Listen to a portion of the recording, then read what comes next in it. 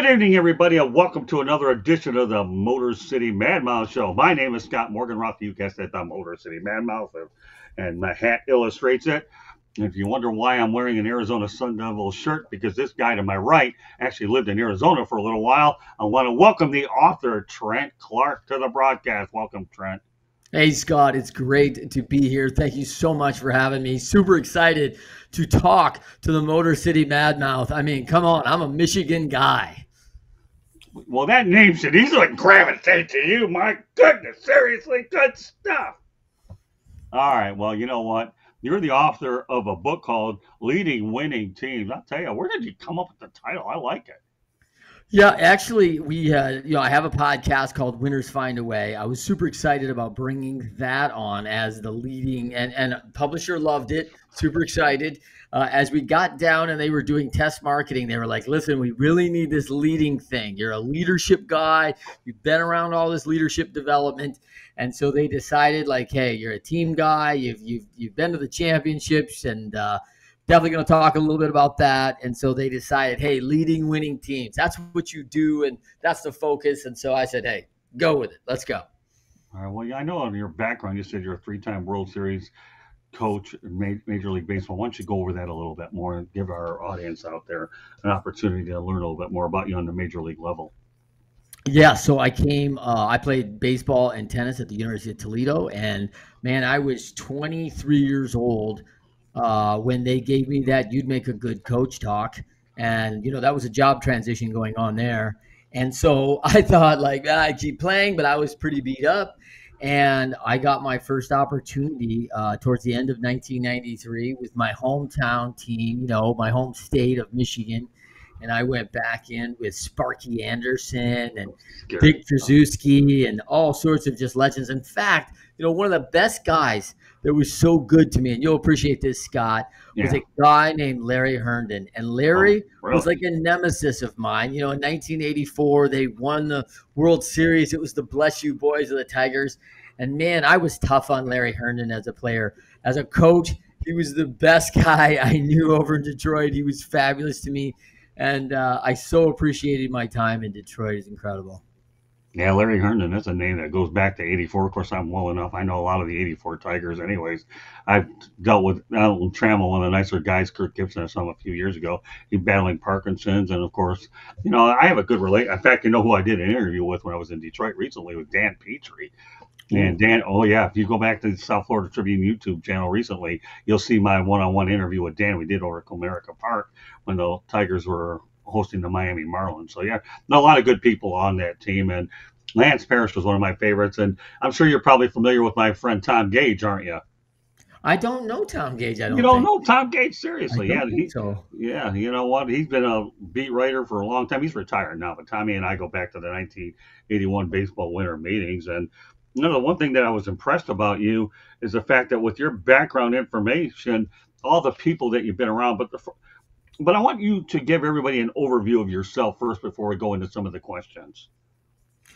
Yeah, I mean, for me, I'm a kid who grew up in Michigan, and I just thought, man, I was a kid at a young age who decided I wanted to play professional baseball. This is what I wanted to do. I even put it in writing in the 7th grade on an assignment of what's life going to be like when I'm 30 years old. And I was just serious about it. I was the youngest of 4. My oldest brother played some hockey at Michigan State. He was a goalie, trying to make a team up there. Never really got any playing time, but a decent goalie.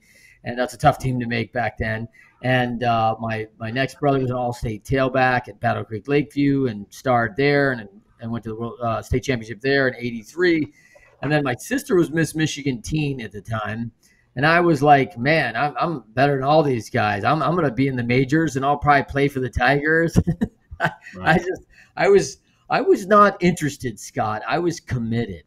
And so from that point on, I started moving, and of course grew up in Battle Creek, and Derek Jeter, of course, just a few miles away, about 20 miles down the street in Kalamazoo.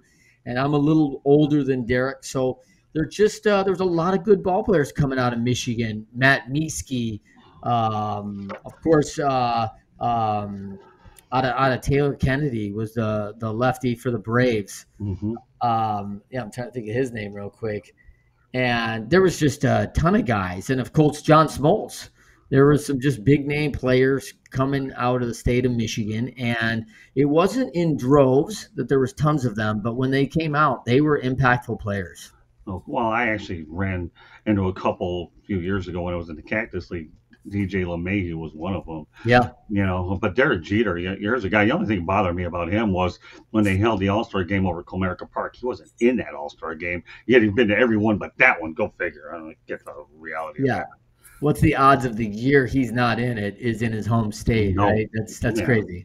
yeah, no, that is crazy. That is really, really weird, for sure. So, they talk about the fact that you've been coaching in pro ball for 13 years and the strength and conditioning level. I know one of your influences there was Brad Andrus, and we talk about Kevin Rand. Why don't you explain a little bit more in detail about your working relationship with both of those guys? Well, Detroit really gave me the first opportunity, and it was I had been interviewing with a couple clubs, and they knew me because of playing baseball, so that was great. But what I didn't know at the time was I had these two really great guys on my resume. A guy named Ken Manny, who was a longtime strength coach at the University of Toledo, Right, Ohio State grad school educated, and he's an Ohio boy. And Ken Manny got attached himself to a coach who just endeared him and saw the impact he made. This little known coach named Nick Saban. And so Coach Saban was at the University of Toledo for 1 year. And I got to know Coach Saban. He was vouched for me on my resume. So I had these two references that were somewhat power players at the yeah, time. So I got a lot of opportunity and it was one of those things in sports where, as you know, Scott, a lot of it is timing. And yeah, baseball was now ready for strength and conditioning. They were ready for training at another level. It hadn't come in. Everyone thought before it was this. You're going to get big and bulky. You're not going to be able to hit. The right, famous disagreement of Sparky Anderson and Lance Parrish over the bench press, and Lance carried it out. Right. right, That was a pretty significant uh, argument about how training and conditioning was going to affect a player. right, And these guys were coming along. And of course, Bo Schembechler brought in a guy named Brad Andrus from the University of Michigan. right, And Brad hired me. And it was kind of an internship role. I mean, I was making barely anything, scraps to get by and learning.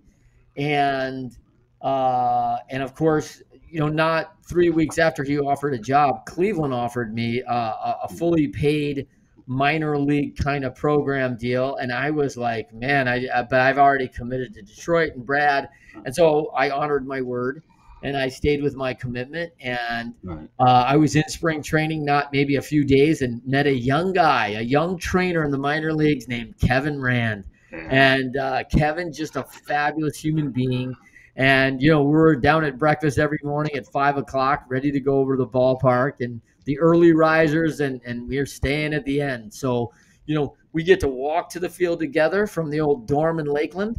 And then we get to come home at night at about 8:30, when we get to go lay our head down for a little bit. So Kevin and I got to know each other in that first spring training in 94 for me. And it was, friends since. So I've got to ask you a quick question. How do you think Nick Saban's going to handle being in the broadcast booth or broadcasting and not coaching anymore? I know it's his first year out of it.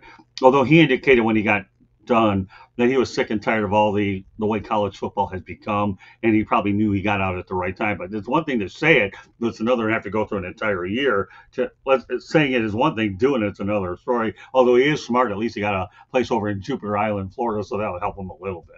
Yeah, he's a super smart guy, right? So Right, like he's incredible at process, and I think he'll fit into this very well in the booth. I think he'll miss coaching horrifically. I mean, he is so excellent at it, but at the same time, Scott, he has done it so long. I can imagine it wearing on him, the family. It's very important to him and Terry that they've made this decision together, which I like that. He's not a unilateral guy. He brings right. staff in and he gets a lot of input before decisions are made. And so Yeah. I really respect that he's missing. I would not put it past the fact that he may have a year in a booth and just get an offer he can't refuse to go back and build a program. I think he's going to have a tough time, like putting the chalkboard and putting the whistle down and not getting there because he's just so good at it.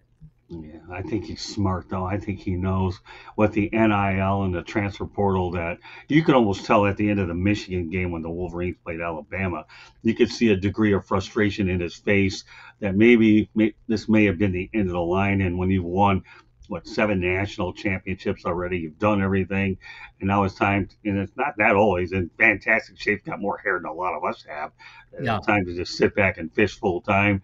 And hopefully in Florida, he won't be fishing for sharks or he won't be doing any more analyzing, but that's either here or there. So Yeah. when you talk about training athletes, baseball players on site in Arizona, what was that like? Because you had access to an awful lot more of those players out there. I know a lot of players make their off-season homes there as well. I lived in Arizona. I probably wear any Arizona shirts. I lived in Chandler, Arizona. I loved Arizona. The reason why I came to Florida is to be around my mom and dad. Yeah. Yeah, and I think I grew up as a Michigan kid. Most of Michigan folks go to Florida in the winter. If you're going to go visit, it's not that far. It's drivable. There's a lot of things. I really didn't know a lot about Arizona. And my first blush was 1994. The strike hit. I didn't have a job. All of a sudden, they canceled the season, Scott. I mean, it's the only year in 1994 when there wasn't a World Series, right? And Right. canceled the season. I couldn't believe it. And I got an offer from, you may remember, Tigers Mike Moore and Tony Phillips. And they Right. were both Arizona guys. They'd played Right. on a couple teams. Tony had been an Angel, so that was a Arizona spring training. And then Mike Moore was a great Oakland A in their heyday.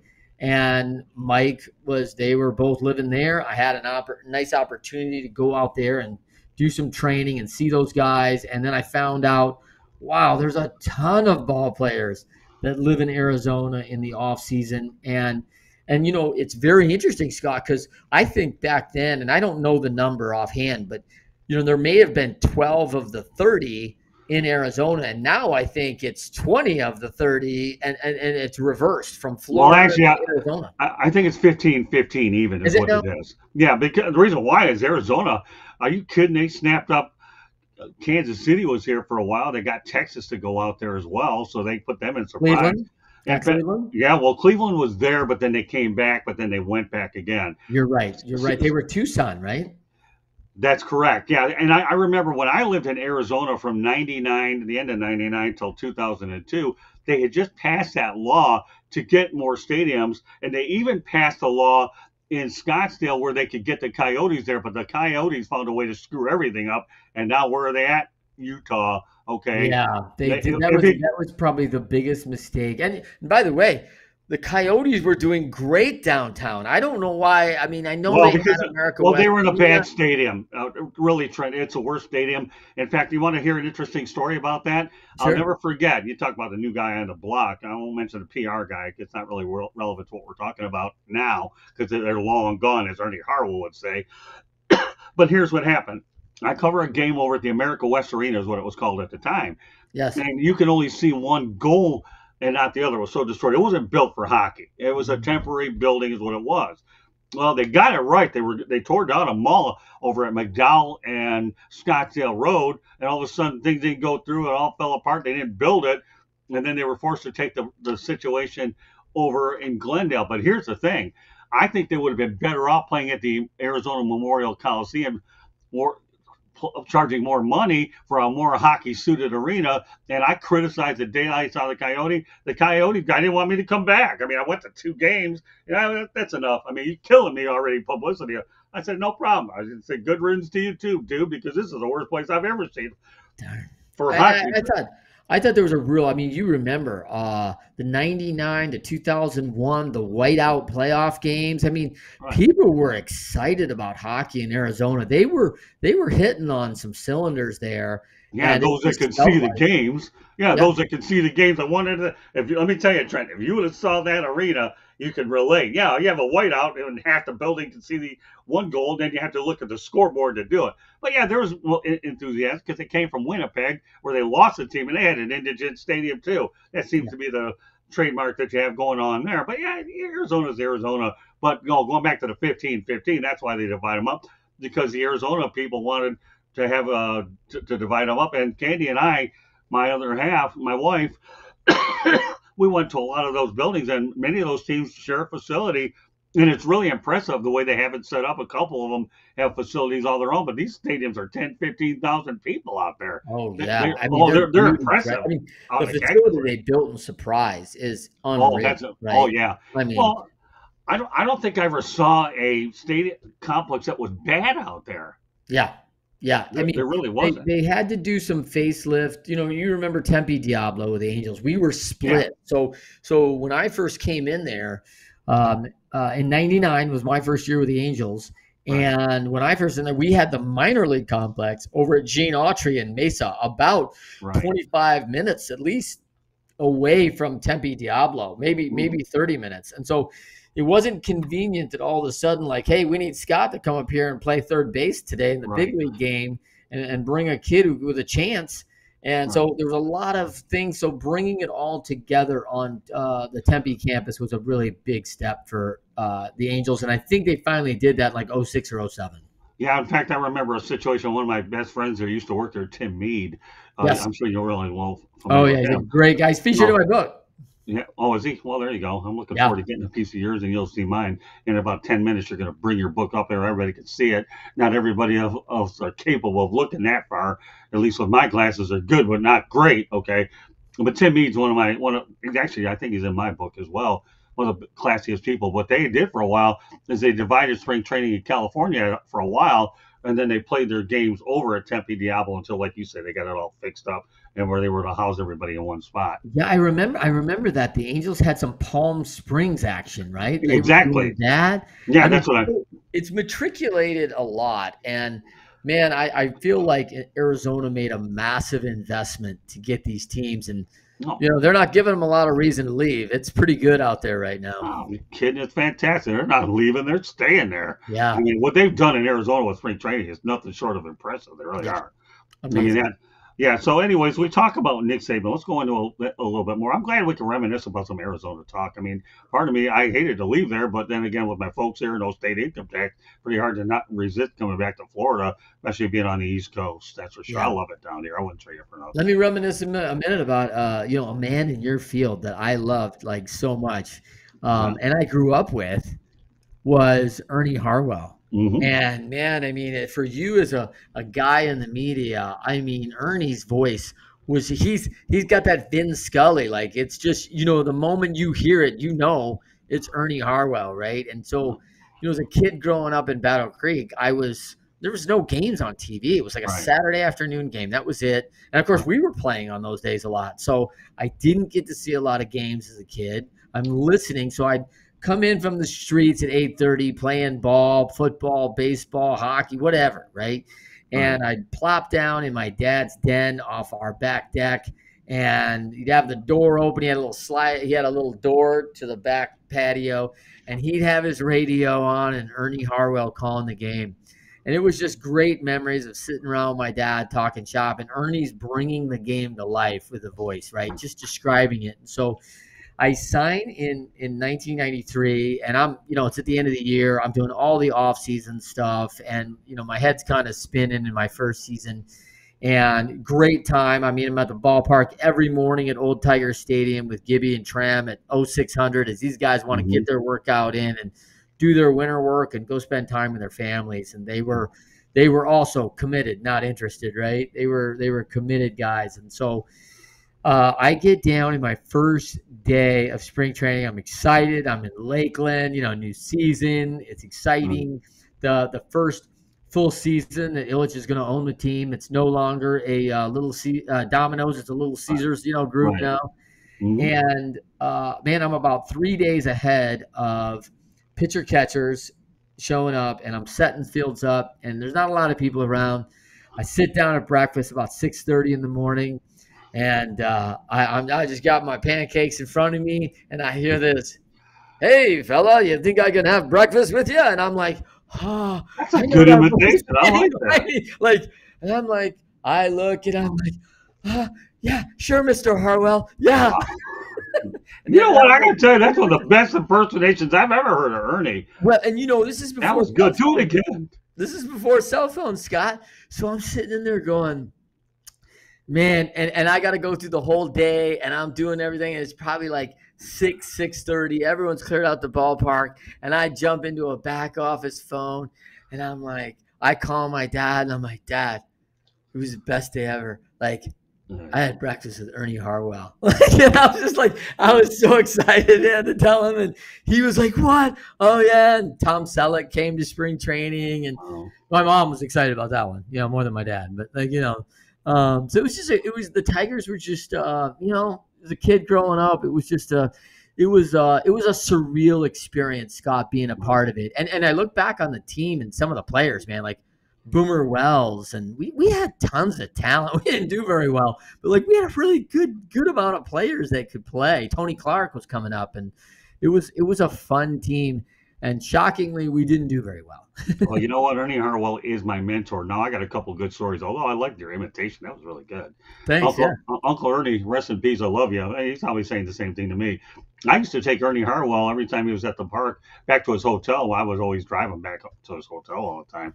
One day we're out. Let's go back to an Arizona story. Then I want to take you to a Florida story about him. Okay. Okay. All right. Number one, we're gonna go to Arizona on Father's Day weekend when the Tigers are actually visiting Arizona. Okay.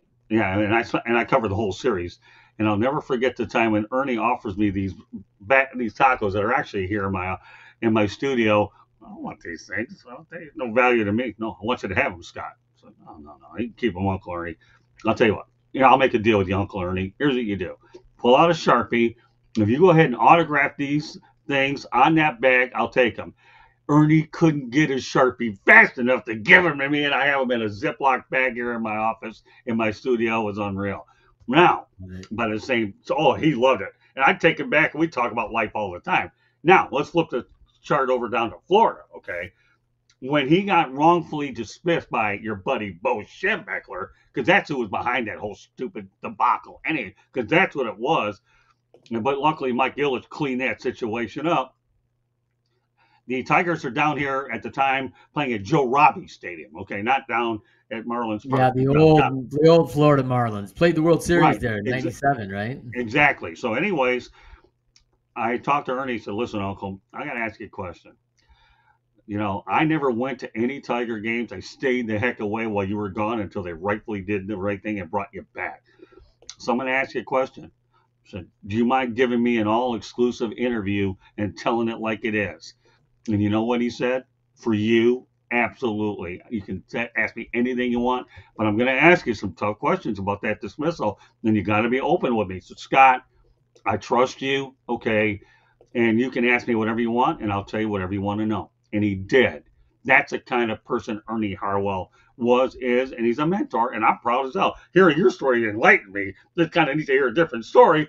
But Ernie and I, and now here, let's go back to Arizona. Let's go back and forth here without having to fly a little bit.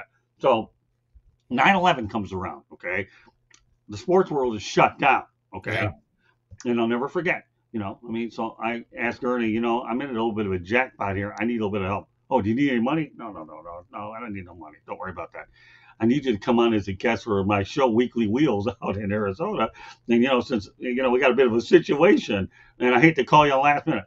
I said, Scott, is that all you want me to do? Yeah, Uncle Ernie, is it? No.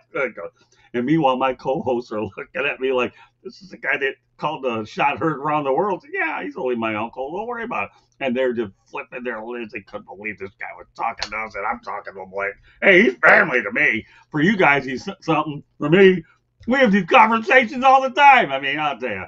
When you bring up Ernie Harwell, you really hit a horn with me. And by the way, when you get my book and we do a book swap, you'll see I have a picture in there with him on my birthday over at his residence in Novi, Michigan. But we'll talk about that off camera. But yeah, so let's talk about the fact that you worked for Nick Saban. You alluded to it a little bit before in Michigan State in 1995. Let's just talk, Trent, about that 1 year that you were actually working for Saban. What was it like to go through that 1 year working for him? Back then, I mean, the thing about it is I'll tell you how powerful it is, Scott. I wrote a book about the impact of athletes and the learnings that they have and the big tools and values they get by having a coach every day for their lives. Like, who has a coach after high school? Like very few people Right. are always, and so this coachability becomes a big thing. And so I got to work and just hyper learned from one of the best ever. And there was a bunch of things I learned in that time, and it was a relatively short time. It wasn't even a full year Right. before I signed back with the Cleveland Indians. And so he had just taken over Michigan State University, Hmm. and I knew him before because he was a coach at Toledo, so he knew who I was. Right. I was fortunate that I was referred from Ken Manny, a mentor of mine.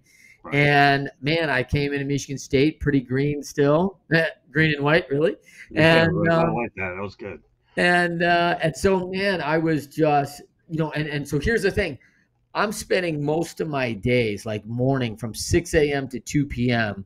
with the football program. The football team would head off into practice at 3 o'clock to start work and groundwork. Right. And I would head over to this other little coach that no one really knew, this assistant that just got named the head basketball coach, a guy named Tom Izzo.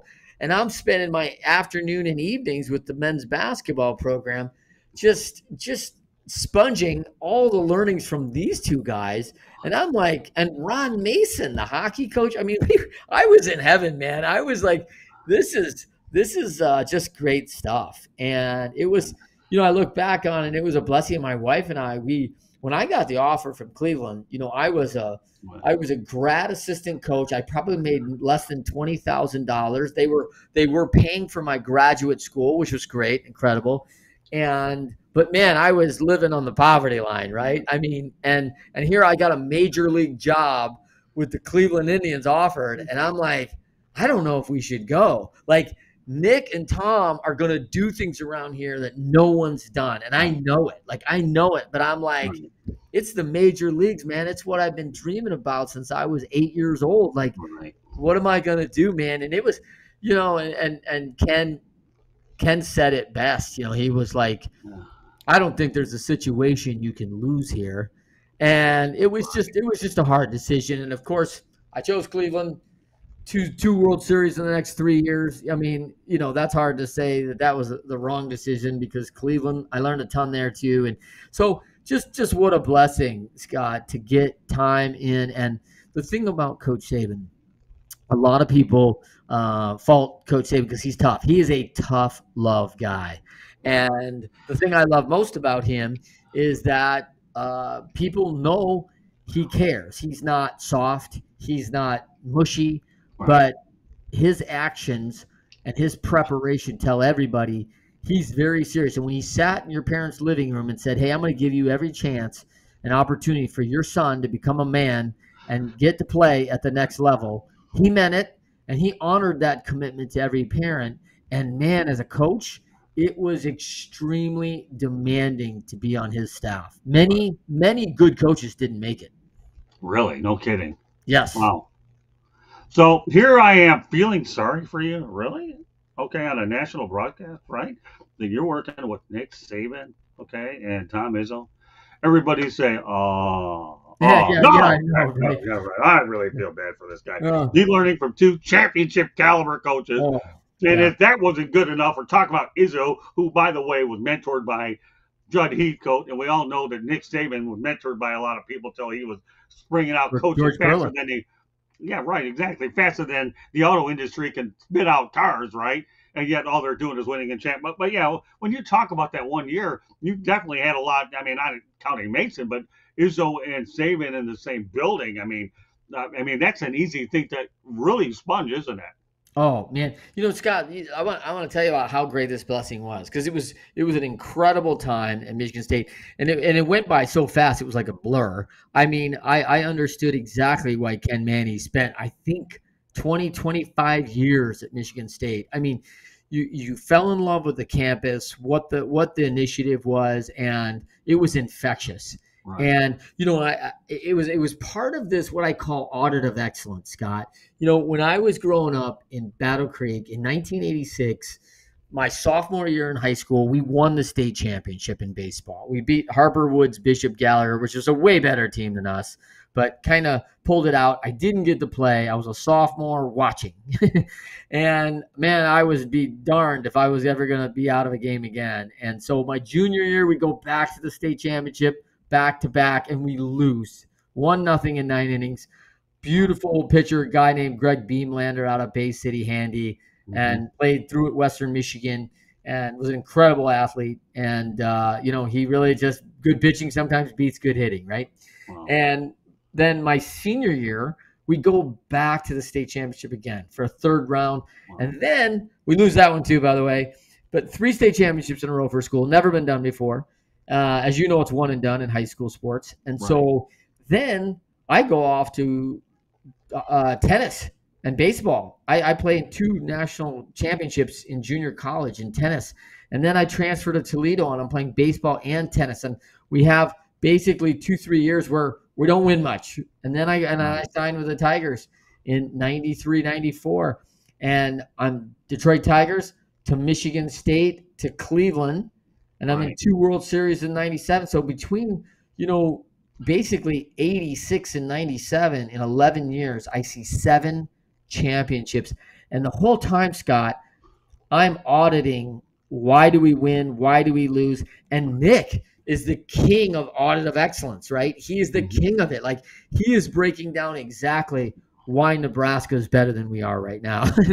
And you look at his first year, and I mean, it's amazing, like, how many players with Derek Mason, Muhsin Muhammad, Tony Banks. I mean, it's a who's who of like 5 or 6 players, Flozell Adams, that played over 7 years in the NFL. I mean, and he got those kids ready. That was our job. And the record didn't reflect, because he didn't have the depth yet.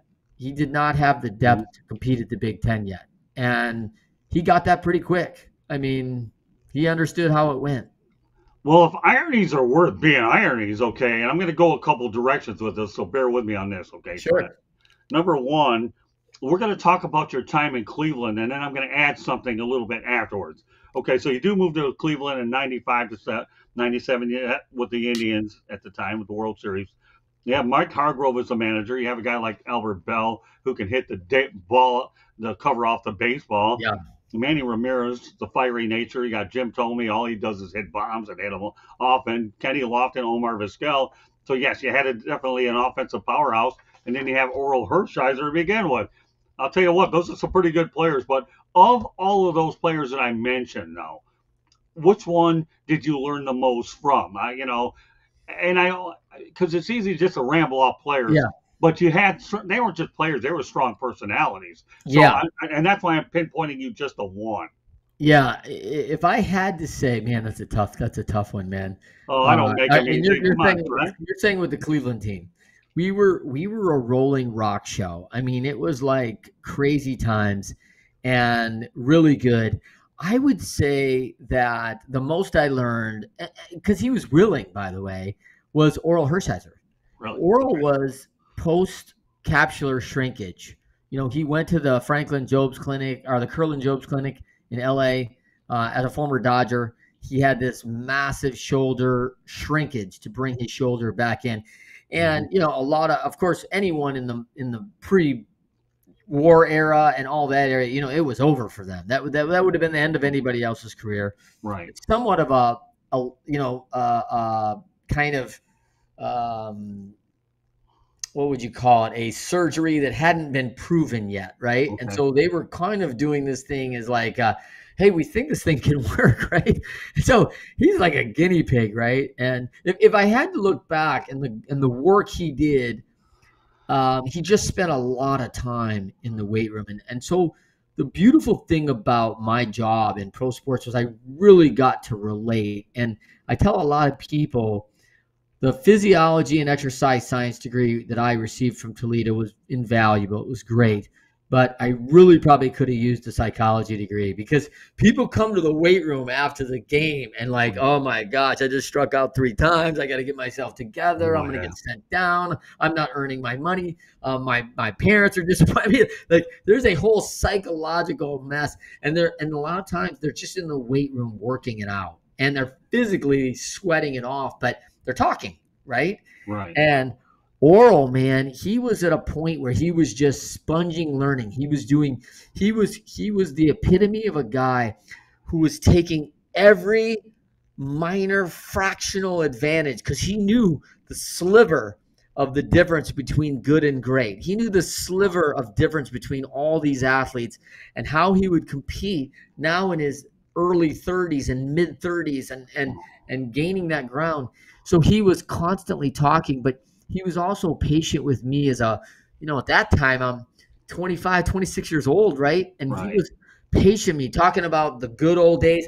He and I also had a little commonality. I played for the Rockets. He played for Bowling Green. That's a big rivalry, Yeah. right? Bowling Right. Green and Toledo, just up the highway there.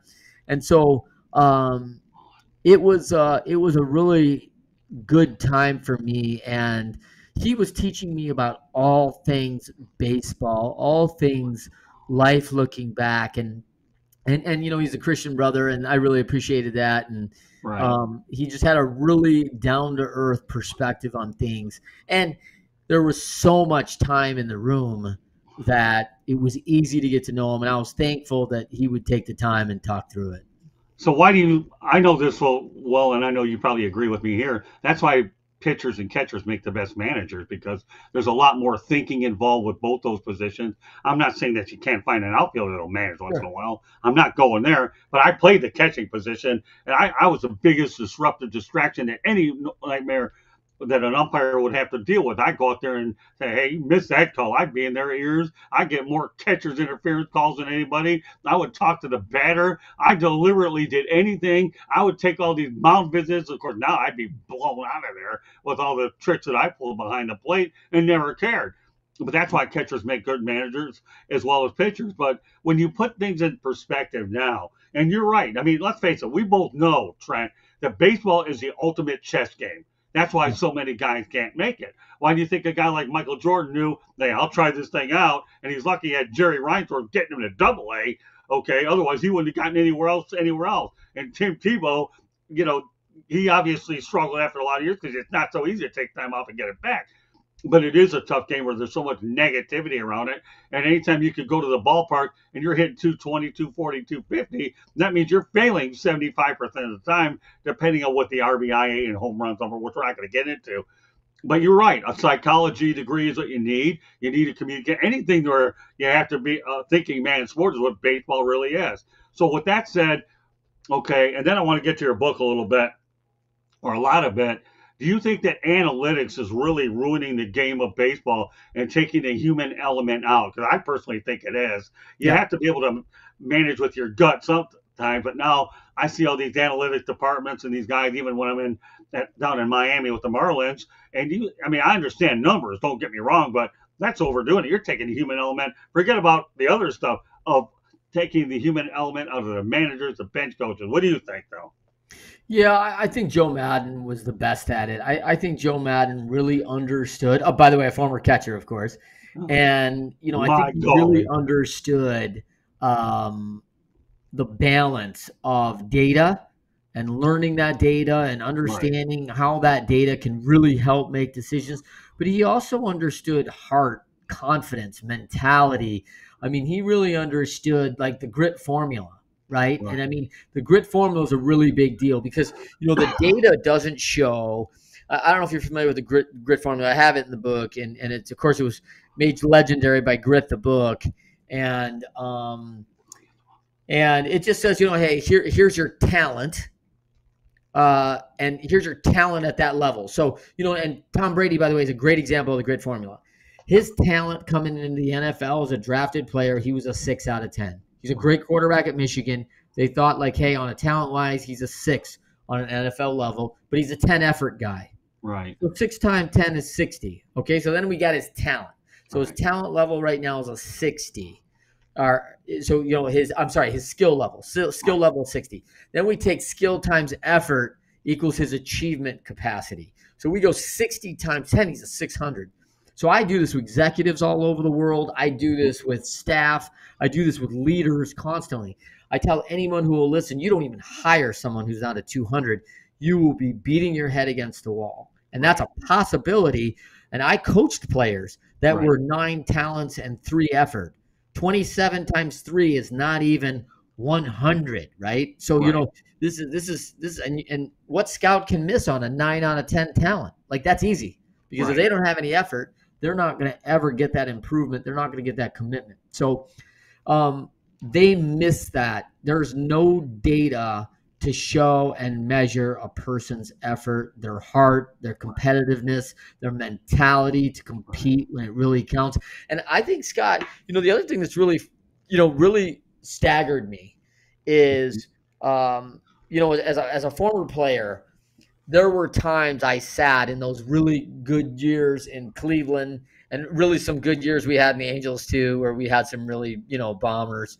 And I can remember standing with Joe at the cage watching Vladimir Guerrero Sr., Mhm. banging it, and Troy Glaus and Darren Erstad and Tim Salmon and Garrett Anderson. And I'm like, and I just looked at him and I said, the balls never left my bat in my life when it looked like that. Like, it doesn't sound like Right. that. It hurts your ears sitting Right. next to the cage while these guys are banging it.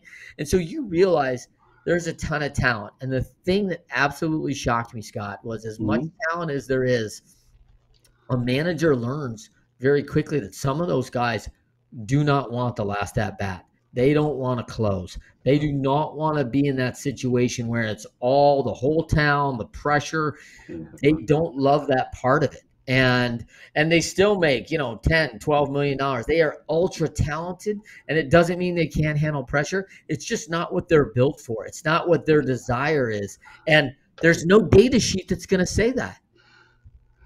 Well, let me tell you, you really brought, now you're bringing back an interesting memory. I'm working for the Gastonia Rangers, the Class A team for the Texas Rangers, okay? Yep. And I was doing the PA announcing because our regular PA guy got banned for the season for thinking 3 blind mice over the PA system and whistling it. So he got banned for the year, and I had to take over. I mean, Yeah. actually got national news, by the way. Yeah. Umpire's best friend, man. No, so I'll never forget. So now I'm the one doing the PA the rest of the year. That's about 1 or 2 months worth of this stuff. So, you and I grew up in Metro Detroit, and we remember George Kell, right? Oh, yeah. And what did he always used to say? Well, that'll leave it all up to Jim Northrup. And I'm thinking, so you know what? I'm taking a little something off of George Kell. So here I am in the PA announcing, that'll leave it all up to Paul Postier. And Paul's looking up at me in the booth like, why did you put all this pressure on me? Yeah. Because nobody wants to get the last out of a game. And he called me out after. Come on, Paul, you can't handle it. What are you doing here? I mean, Yeah. the owner didn't like what I had to say, but he wasn't going to stop me. What was he going to do? Fire me because I did everything for the guy that was making him merely $600 a month back in 1987. Not like you were paying me John D. Rockefeller money. Right. But really, I mean, but that's the one thing Ernie Harwell was, if you can't stand the heat, get out of the kitchen. He's telling me that all the time.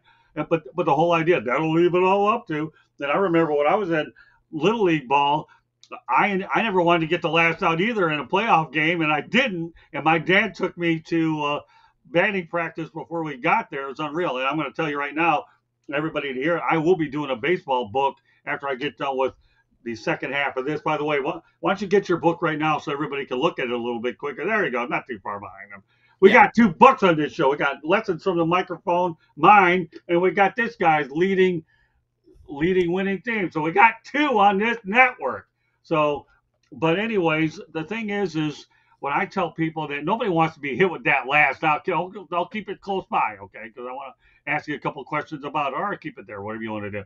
But the whole idea is when you talk about the psychology of baseball and life, it all centers around leadership.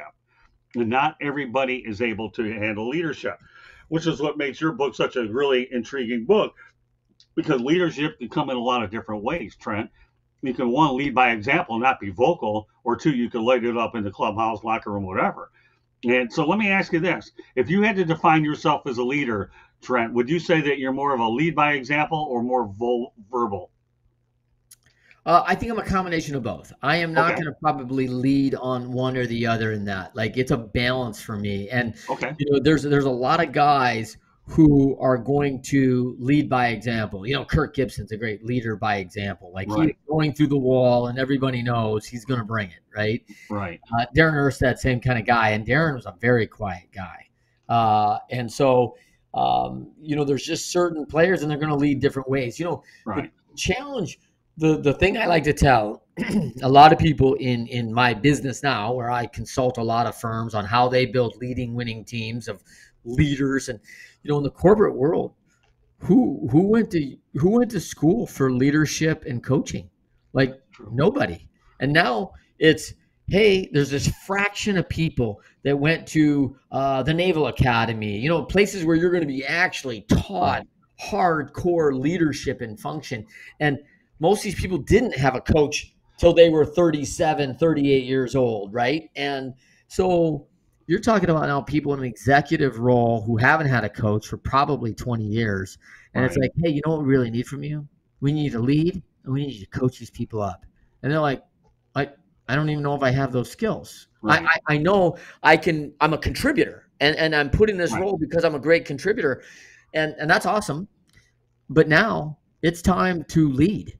Right. And that's not easy. This isn't a flip the switch, right, Scott? And go, oh, Right. well, you know, I guess I'm going to be the leader now. Right. And most of us are going to fall back on, you know, modeling something that we learned, Right. right? Some behavior that of a leader we liked or a leader we respected. You know, and I can remember a story of leadership that really got me. There was this Right. one lovely woman. She was just a real massive contributor, and she really waited a long time. She'd probably been in the business 20, 25 years, and she was made an executive, and she Oh, was super excited. And she did flip a switch. It was a 180. She became a wow. tyrant. She became a, hey, when I say jump, you say how high. And she was this great team player and all these things. But she modeled a leadership because people had given her all that. And I think in her mind, it was like, you know, when I get a chance to lead, oh, they're going to get some of mine because I've had to sit back and take this for years and years and years. And I think she was like, now it's my turn, right? And this is how it works. And oh man, it was an awful experience for everybody. Right. And unfortunately, it didn't go well for her, of course. Yeah. And so, That's a she's great point. modeling. She's modeling what she knows. Yeah, but that's a great point too, Trent, because you can't predetermine how you're going to lead. You just can't do it. You have to just go with the flow. So let me ask you this, okay? As we continue to talk about leadership, I don't know about how you deal with it and how I deal with it. It's harder for me to deal with this younger generation because I am an old school mentality. I Yeah, don't make it easy for anybody. I swear I no, don't do it. But I don't care. I mean, if you can't handle tough love, you're not going to handle it at all. yeah, Nobody's giving you this thing in this entitlement world where it's all about I instead of we. And I don't mind if people leave me for other, if they don't think I'm a mentor and they want to go with somebody closer, I don't mind. yeah, Go. It doesn't matter. Don't waste my time if that's what your mindset is. I have no problem if somebody wants to leave me. I don't know about you, but I don't. Let them go. Because yeah, the reality of the situation is it's going to bite them down the road where you think you're making this move. I don't think you can ever have enough mentors, do you? You can always have a mentor yeah. or a resource. And I think sometimes people think, well, I have one mentor, I got this much out. I'll go. I think that's a bad way of thinking. What about you? Oh yeah, I think it's terrible, right? I mean, you know, I did a TEDx talk about the pain exchange, the pain of discipline or the pain of regret. You Right, choose. And man, so at the end of each chapter, I talk about the pain exchange, which is, hey, do you have the discipline now to, after you've read this, to go take an action that's going to improve you as a leader, as a contributor in your organization? And one of those things is go make your list of your top 5 mentors, and I don't care who they are. You know, for a guy of Scott Morganroth who doesn't know anything, says, "Hey, I want Ernie Harwell as my mentor." And everyone's like, "Scott, you're shooting for the stars. That's the best known voice in the Midwest and maybe on the national circuit." It's like, hey, I'm gonna ask. Like, and guess what? Ernie's happy to pass along his knowledge to a guy who's hungry to learn and come right, alongside. And so, guess what? If you want to know, ask. Like you right, don't know, you already got to know. So you might as well go ask. You're already not getting a mentorship from them. So why don't you go ask and find out if maybe they would be willing? Because the people at the top of the trees, it's lonely at the top, and they don't get a lot of people coming to them going, would you pass on the wisdom that was given to you? And they're like, man, Nick Saban, Tom Izzo, Ken Manny, all these people came alongside and helped me. And they did it out of the goodness of their heart, and they took extra time. I've got great stories of them just going out of their way to help me. And I got to pay that forward, man. They did it when they were doing it. And now that I'm in that age, I got to do it, man. This is expected how it works. Well, I don't think I want to talk for a minute about what you said, which I think is a real challenge today. I think we've got multi-generations of different ways of doing things. But we know as teams, right, alignment's a big deal. And if you don't have alignment in teams, that's a recipe for disaster. And so getting people aligned today is a really big deal. We have a saying at Leadershipity, my company and brand, like, hey, I don't need your agreement, but I do need your alignment. And that's really important. And that's not to say that, hey, Scott, I don't value your opinion. I want to hear it. But, at the end of the day, we're going to all make a decision. And this is the thing that great leaders understand. If you're on a good team, you all go out and the 8 of us, 10 of us, we all discuss the direction of this company or this organization or whatever, this team. And then we hash it out behind closed doors and have tough conversations.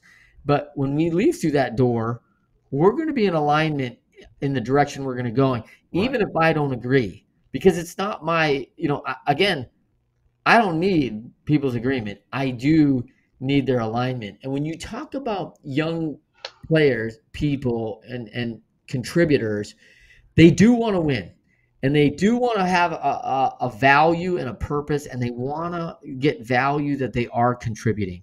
Right. And I think the thing that's probably changed for me over those years is I have learned that I don't coach and I don't lead on my expectations. I coach and lead on agreement. Right. And so what that means is when I talk to a 30-something and they tell me, hey, this is how I really want to develop. This is how I really want to get there. This is what I'm gunning for. This is how, and I'm like, hey, then we need some trust in this relationship to get you to where you want to go. I know exactly, and tell me what you're willing to do for that. Right. And, there's a lot of, hey, what I will do and what I won't do. Right. And a lot of people are like, well, I won't work after 4:30. And I'm like, well, I don't know if you'll ever get there. It's going to be a commitment and a sacrifice, because the people in these corner offices have made a lot of sacrifice to be there. And it takes that. And what's that sacrifice going to look for you? Now, they're putting that in their words, and I will use those words, Scott, to motivate and coach them into that, because, hey, it's not what I said. It's what you said, Tricia, and I want you to see you succeed, and I know how to get you there, but you said you were willing to do these things. Now, that accountability, I think, has been lost, and it gets a little gray for people, and people's feelings are hurt when people hold them accountable. And I'm like, I'm sorry that your feelings are hurt, but this is what you told me you wanted, and I'm trying to get you what you want. And so, are we still aligned with it? I know we're not in agreement of how we're going about that. Right. Some of this has to be on the trust that I've got 25 years more experience than you of how you do that. And you got to lean on some faith on that. Then I know how to help get you there.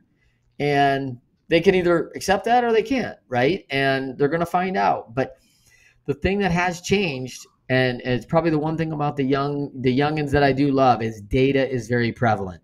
Right. And if they've said it and now we've written it down, we've got it marked and it's in the book, and and you're not going to change the pages now. So, hey, this is what you said. Are you living that? Are you actually doing what you said you were going to do? Right. And people are they're having this clash of what I call an ownership conflict, right? Right. And you got to own what you said, and integrity is now coming back in very strong, that we gotta act who we are. We gotta be what we said we were gonna be, do what we said we would do, and act accordingly. And now more than ever, the social thing is so important, because Scott, you and I, we're everywhere.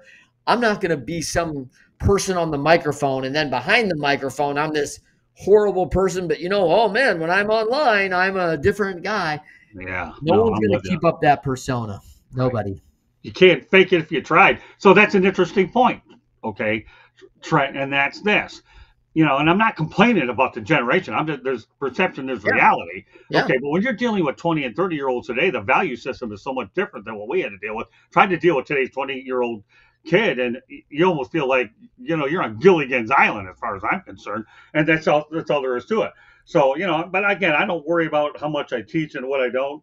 I don't care because I have a lot of things I can do, whether it's broadcast like what we're doing tonight, public speak, maybe down the line, I'll do play by play. Who knows what's going to happen down the road? Right now, I love writing books, So, but when you look at the fact that today's generation, it is a challenge because, they just don't seem to understand that nothing's just given to them. Now, I got to tell you an interesting story about Larry Bird. When I was covering the Detroit Pistons regularly, I would go to the opposing team's locker room because my partner would go ahead and cover the other team. It just so happens I got the Indiana that day. So what I did is after his post game, with his writers, I asked Coach Bird. I said, I addressed him, Trent, Coach Bird, yeah. not Larry, but Coach, because everybody wants to be addressed a certain way with respect. So I asked him, can I ask you a question not related to basketball? I said, sure, because of the way I asked the question, Trent. So, Coach, I understand you weren't the most athletic guy on the planet, but what made you better than your opposition? And he Yeah. looked at me. Well, I did ask him. And you know what? You think that was a tough question? He said, what do you get yourself into with that one, right? No, no. You know what? Quite the contrary, because of the way I worded it. He said, you know what, Scott? I like to think 3 steps ahead of everybody. And that's how I did. So I said, Coach, I want to thank you very much for answering the question. I was just curious to see how you did things. I shook his hand. He gave me a hug. And just like that. Because you know what? In our business, as reporters, media guy, you don't only have to get the scores. Every now and then you can get to know somebody. Remember, I work with Chuck Daly, Don Shula, Larry Bird, you name it. I mean, you'll Yeah. see it when you get my book, how many different people. But if you approach a certain individual a certain way, then they're going to be fine. Everybody's got a soft spot. Some of these guys are more defensive after night. Depends if they lost, what kind of a move. I don't care about that stuff. Any coach ever disrespects me, guess what? I'm your age. I'll let you have it back. But I try to be respectful as long as you ask the question the right way. Because my goal is if they're jerks, they're going to make themselves look bad, especially when I know how to go ahead and ask certain questions. So I pick and choose what I want to ask, but I will never get confrontational with a coach. I don't think that's the way to go. It's funny how we talk about the Cleveland theme a little bit, though, is here we are at Michigan State. Ironically, Nick Saban was an assistant coach for Belichick in Cleveland. You go to Cleveland. What is it about this Cleveland thing? I mean, gee, did you guys go to the Rock and Roll Hall of Fame? No, they didn't have it back then. They did. Yeah, they built it while I was there. They Yeah, did no, build it no, while I you're was there. missing my point. Okay, they ended up building when you were there, but the Browns lost their team because of the Rock and Roll Hall of Fame. I'm just kidding with you, okay? But I remember when Belichick was coaching the team, got a second gig over with the Patriots, and the rest is history. So I had to say that not only did Trent make it over to Cleveland, but by the way, Nick Saban did too as an assistant coach. So you Yeah. were in the same East Lansing building, that thing off the Ohio Turnpike. Get it? Yeah. Well, and let me tell you a little quick ditch about Saban. I mean, for people who coach with Nick Saban, like you realize he is critical on information. He wants Right, the information. He doesn't want the story. He wants the information. And so I would typically prep for 2 hours for a 10-minute meeting with Coach Saban, right? right, And so you put the time in, make sure you've got your encompass, and heaven forbid you don't have the right data, and then he's got to make decisions for Saturday on the game, and you've given him incorrect data. So when I told him, I had to tell him, hey, I was taking this job at the Tribe, and he scheduled the appointment. his secretary scheduled the appointment at 10 to 5 on a Friday. okay, Now, how long do you think this meeting's lasting, right? I mean, and I'm thinking, man, this is going to be a quick, hey, Coach Saban. And I'm practicing the night before with my wife. Coach Saban's been a real honor. It's been such a great experience for me. And I am so thankful for this thing. And it's been a great opportunity. I feel like I got to take it for my family. All my speech, right? I'm ready. And I walk into Coach Saban's office at 10 to 5. I'm there at 20 to 5, of course, and come in at 10 to 5. And he's standing up. He's got, recruits and everything all over his desk. And he's got the old Rolodex, right? The old Rolodex. And he's got 2 seats on the other side of his desk. He's standing up, and I sit down, and I'm, hey, Coach, and he says, hey, Trent, and hey, what's going on? And I launch into my diatribe, right? Like, right. I'm sweating, right? And he's like, whoa, whoa, whoa. And I'm like, what? And he comes around the desk no barriers, and he sits 45 degrees across from me. Like, we're gonna sit together and have Right. this conversation, you know, man to man, face to face, and which made me more nervous. But I realized what a leader move that was now, right? Like he takes all the barriers, and him standing and me sitting. He doesn't want to have that influence of power, and so he sits in. And what I don't notice is, and when you're with Coach Saban, you always have a notebook, like you're ready to go. And so I give my diatribe, and he's like, hey, Trent, if you're good, this is the life. When you're good, you're wanted, and you're going to move, and it's hard on your family, and it's a big challenge. And I coach with the Browns, Trent, and so what I don't notice is he's got the stack of cards, right? And he says, "Hey, grab your notebook," and he takes his cards, and he's like, "Hey, this is the realtor you're going to want to call. This is the best restaurateur. This is where you're going Wow. to want." And we sit till 5:30 on a Friday. I'm not incoming. I'm outgoing. Like he needs to replace a staff member. And this is the kind of investment one of the best coaches in the world is making Yeah. with a 23, 24-year-old kid, right? Wow. I mean, it was special, man. I mean, my time with him was really valuable, probably some of the most valuable time in my life. And coming back to these kids, I think, Scott, that it is different. I think there's new and different motivations, but I do think it's still human nature.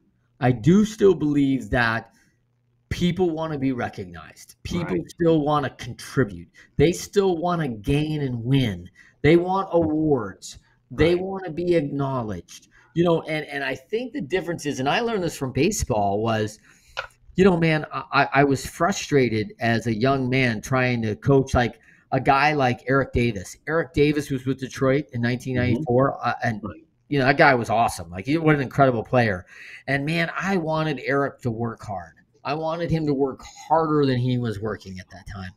And I'm green. I don't know. And what I learned is this in pro baseball. There's this real gray line, right? If I work anybody too hard, we have an overuse issue, and they can't recover in time. Right. If you work below the line, they get atrophy, and now they're potentially at risk of injury. So you're constantly finding where everybody's workload is. And so, the tough thing about Eric was Eric grew up in Compton, California, a very different, way that I grew up, right? And Hmm. I had to lean in and start understanding, like, what motivates Eric? Like, Eric was a multimillionaire before he was 22 years old. Like, he was a phenom. Like, he was a great athlete. He was Right. incredible. And the things that motivated him didn't motivate me. And that was okay. It was just different. It wasn't right or wrong.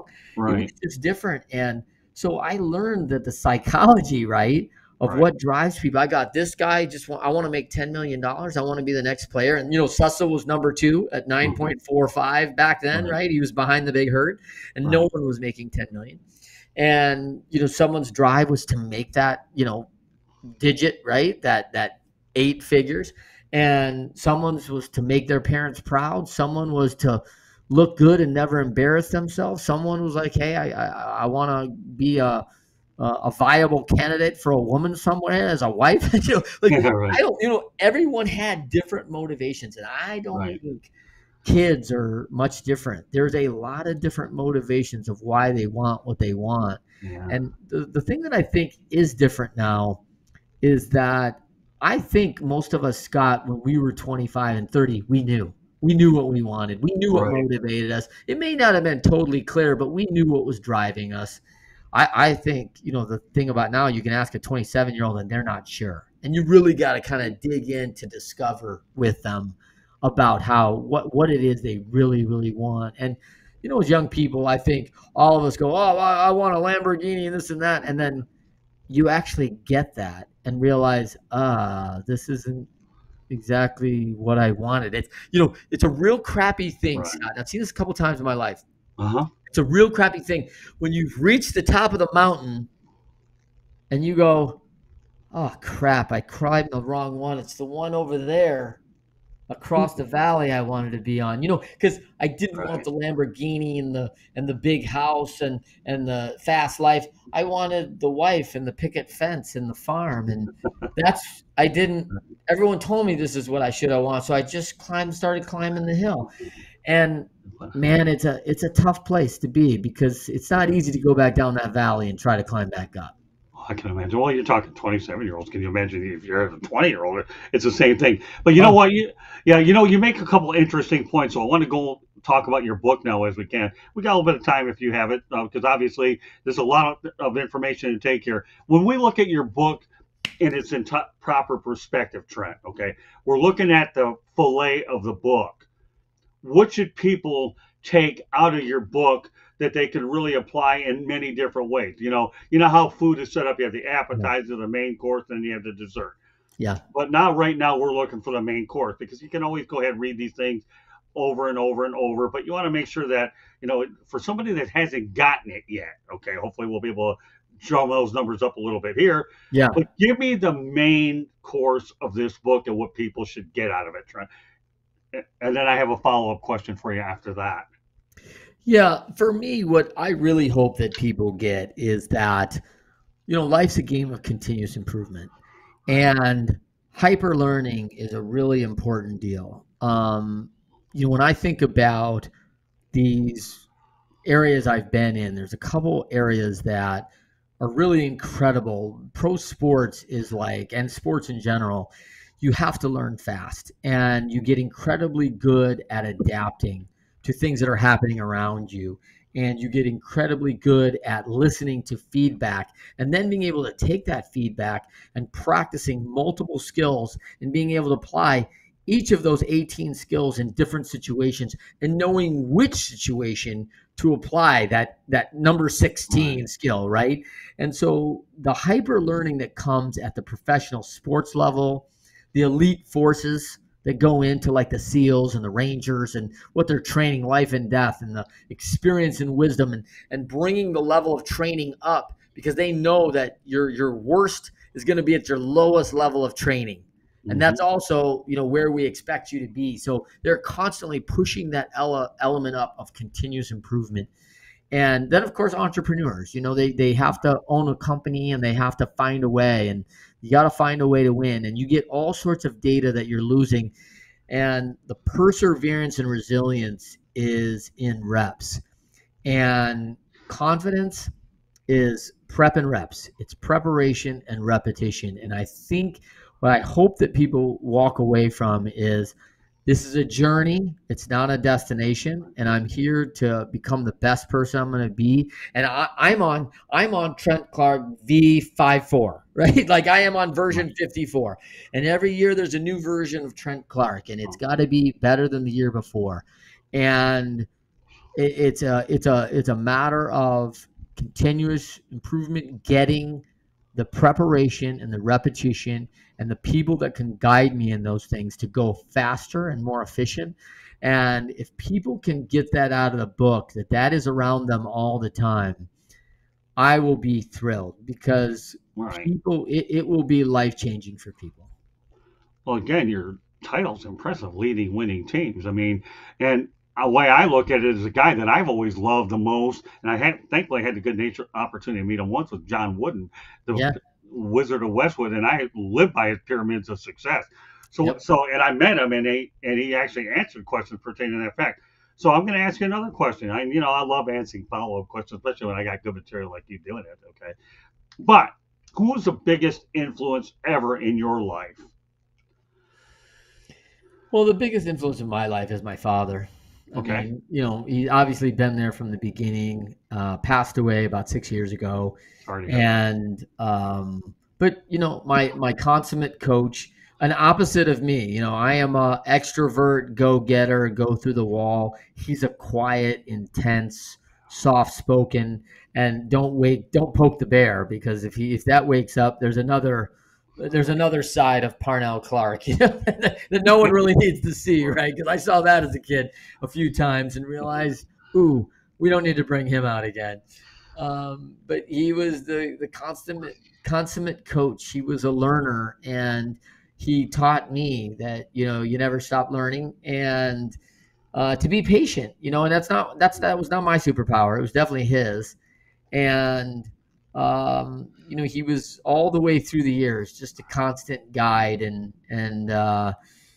And I always thought about that. That was a problem for me, Scott. You'll appreciate this. This is a problem for me in pro sports. Okay. When I got in, there was a Tiger one day who came to me and said, I'd spent the whole off season with Gibby and Tram working Right. out and got to know those guys pretty well. And when I went to spring training, a guy cornered me, major leaguer, and said, you really shouldn't be talking to Kirk Gibson. He's a big time player, and Right. you're kind of an intern, right? Like you're Right. nobody.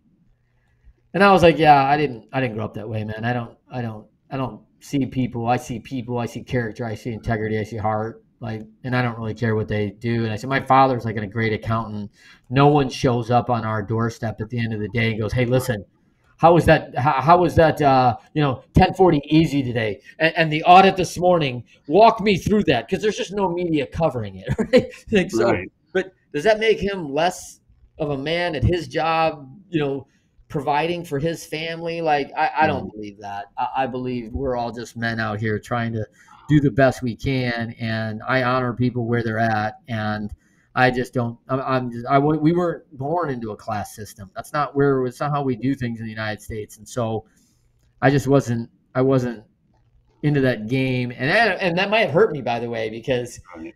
there's some judgment on that if you don't play that game in some ways. So, something things I learned along the way. But he was by far the most influence. Well, that's good to know. Yeah, I mean, listen, I've never been one of those types of people that I've ever played the politics well because I was too fiery and intense to do it, and I always did it a certain way. And I always realized that the one thing that'll never take away from me is my intensity to do things and hard work ethic. You can say anything you want about whether I have a talent or not. I'll promise you one thing. I'll promise anybody that's watching this show is this: nobody. You may be better than I am, but I guarantee you, I will outwork you, and I will be a man of my word. And I think as long as you outwork somebody and you're a man of your word, you got two vital things working in your favor. So with that said, we've talked about what you want people to get out of the book. So why should they buy the book?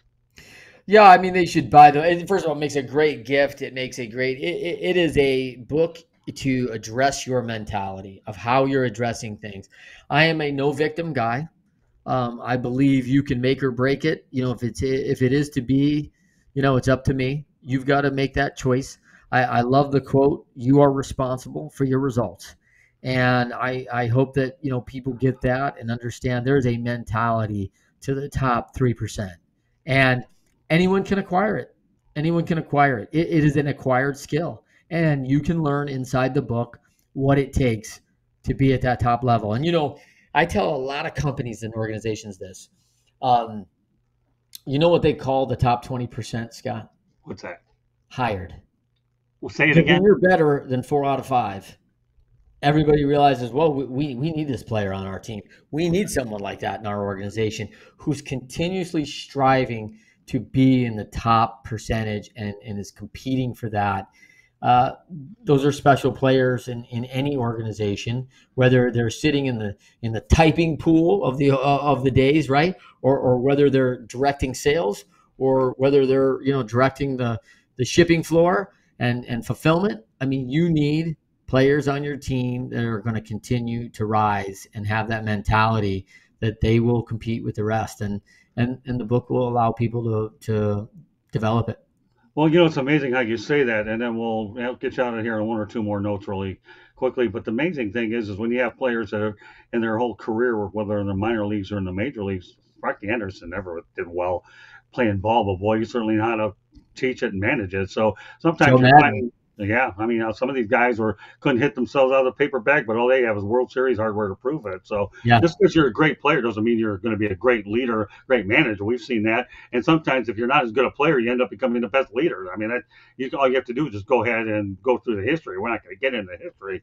So with that said, do you find that there's a lot of validity to what I just said here? You don't have to have the best stats as long as I've always said you have to go ahead and think, chess. And my favorite saying, and I hope you can jot this one down, because even Kenny Albert didn't even know this one. Oh, he knew about great minds think alike. That's the biggest acronym along. You know what STP stands for? Yeah. Well, everybody talks about the motor oil, right? Yeah. When was the last time you put motor oil in the car? All that shit blew up. Yeah. All right, well, I got one better than that. I know you'll be able to go ahead, and I've already put it in my book so you can't steal it, but you can still use it if you want to, okay, for the next one. And that's it. Slow down, think, and proceed. That's a gasoline inside your head, buddy. Yeah. Slow down, think, and proceed. And you know what? You put all that together, it makes a whole lot of sense, right? Yep. Because Yep. it's all about how the mind works. This isn't something I can just blow a gimmick out of my mouth. Oh yeah, no, you got to exercise it. So I'm gonna ask you this: do you have any desire to do public speaking? I know you like to do podcasting and things like that, but if you're like I am, because obviously we seem to get along great anyway, you know, when I'm done writing books, I want to do public speaking and some play-by-play if I get the itch. When I'm done covering events and I'm past that period of my life. But what about you, Trent Clark? Do Yeah. you want to do some public speaking? Do you Yeah, feel you have I've been those on the public opportunities? speaking circuit since I was 24, Right, and I've spoken 17 countries. So yeah, I love it. I love getting out into audiences, and my biggest thing about public speaking, Scott, is that I want to bring information to audiences that they can take away right now and start moving in a direction, and it is applicable to where you're sitting right now, and you can implement it nearly immediately, starting tomorrow, starting tonight. That's really important to me because as much as I see, and you and I have read a lot of books, we've studied a lot, it's tough to implement and execute everything you read in a book. right, So, I really wanted to write a manual of how you can really drive through these issues and challenges of leading and being in an organization and being a top contributor. And top contributors really have that ripple effect down on everybody else, right? If they're really the contributor that you want, there's a right, lot of people that win and they're the top salespeople, but they really don't contribute to the team. right. And I don't consider them top contributors because that's not how we scale it, right? It's kind of back to that Ted Lasso. You can win and lose, and you can lose and you can win, Yeah. right? So there's a lot about how you're playing the game and how all these lessons of the game you're taking in and implementing in your life to go forward. So let me ask you: when you go ahead and do a public speech, you write it out longhand, or you have a 8.5 by 11? How do you go ahead and deliver it? Yeah, I never write it out. I never write it out. I bullet point the stories in the areas because I've told so many of these stories before. In fact, the only time I've ever written it out longhand is this book when I had to tell the stories and write them all out. So this is the one place. All my stories are kind of in a. They all live in one simple book, and that's a little crazy. I never thought of it that way, Scott, but it's definitely the only time I've ever done it.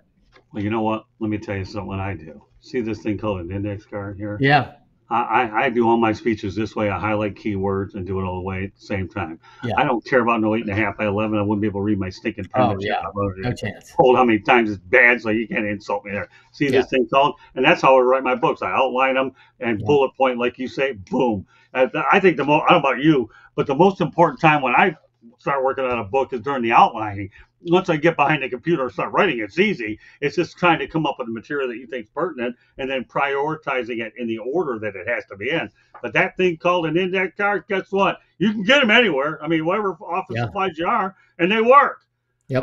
don't, bullet points. Yeah, it's called extemporaneous. Think on your feet. You don't want to sound like a robot. If you want a robot, if you're old enough, remember Robot Lost in Space? Oh yeah. Okay. Yeah, I mean, that does not compute. Well, it does compute. Well, whatever. You know what I mean? This is the way it works. Of course, my way of Danger, doing it. danger. Will Danger. Robinson, Oh, yeah, danger. remember that one too. Yeah, Dr. Smith. Oh, I'm scared to death, And I haven't enough caffeine and I can only get worse. And my wife has to, oh, God, what's going to get to show this guy down? Oh, unbelievable. So, all right. So we talk about why they should buy it, but where are they going to get it? Put it up. Right, where are they going to get it? They're going to get it at all the retailers on sale right now. Books a Million, Amazon, Barnes and Noble, all of them, man. Like it, and then I've got a page at a Bitly page, bit.ly/Trent LWT, and all the information there. Free chapter there for everybody. That's bit.ly/Trent LWT, capital LWT. And there is a free chapter on teams. This is the formula for great teams is people, and we all need them. And I'm giving that formula away to anyone who wants to take in a chapter. But please buy the book, and you will not be sorry you did. In fact, buy two. And we offer a bunch of stuff on that page for bulk orders and speaking engagements that we're doing right now for people that order in bulk. And we're event in a box right there. Trent comes and does the talk, and everybody gets a copy of the book to take home. And I will entertain the snot out of them and motivate them a little bit, and probably, metaphorically hit them across the eyes. I'm telling you, you get a little punch in the nose usually when I come out and talk. That it's gonna wake people up. Well, go ahead. Why don't you put it in front of yourself again? Let them look at it one more time while you got time. Yeah, get out there, leading, winning teams. And I think that's so good about this thing is I like the way leading is really big, like the 48 point, and you have the winning teams where it balances out the whole line. Then you have the, what do they call it? The other subtitle is what they call it. But yeah, of course, when you've been a few World Series, you're definitely getting some credibility. I guess the only people thing would be who would be louder when it comes to public speaking, you or I. I'll probably call it a push. Right? I think you're going to be louder. I get more excited. I'm probably going to move more, Scott. I'm going to be bouncing off the walls, and people got to keep up. But I think you'll be louder. Yeah, let me tell you, when I used to be doing regular radio way back in the day, you know what? Everybody talks about social distancing here with COVID-19, right? When you were around me inside of a radio studio, they wanted to be 12 feet away from me because my hands were all over the place. My mouth was loud. They were afraid they're going to get popped in the head everywhere else. Yeah. But that's what I tell them.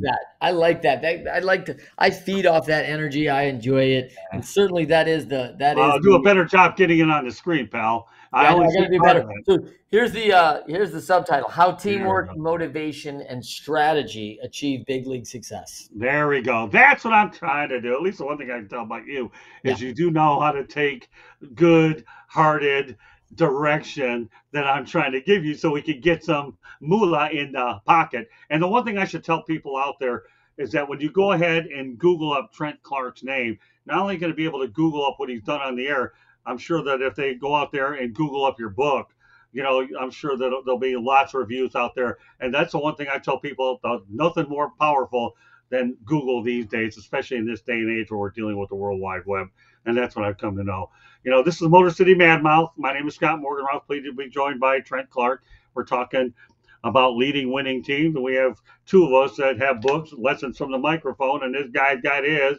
And guess what? You'll learn a lot with both of them. Here we go. We'll put them both up at the screen at the same time.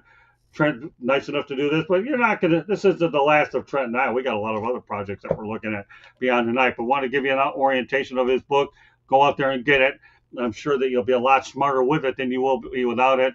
And we just do the best we can to make sure that you have what I always say, knowledge is applied knowledge is power only if it's applied. And between my book and yours, you rest assured you'll get a lot of it. And if you don't get anything out of the first time, read it again, because again, we're trying to make you smarter, and that's our goal here tonight. So meanwhile, I want to thank Trent Clark for being on the Motor City Madmouth tonight, and Trent and I will hopefully be on some other projects together. So we want to thank you very much for joining us. And Trent, thank you very much for being on the Motor City Madmouth show. It has been nothing short of outstanding having you on the broadcast tonight. Thank you, Scott, for having me. So much fun. Oh, me too. I think we knew it was going to be fun, and now we got it all out there. So stay tuned for the next episode of the Motor City Madmouth show. On behalf of Trent Clark Bar, of course, I had to get that reference in there. This is the Motor City Madmouth. Thank you for joining us. We will catch you the next time on the Motor City Madmouth show. Good night, everybody.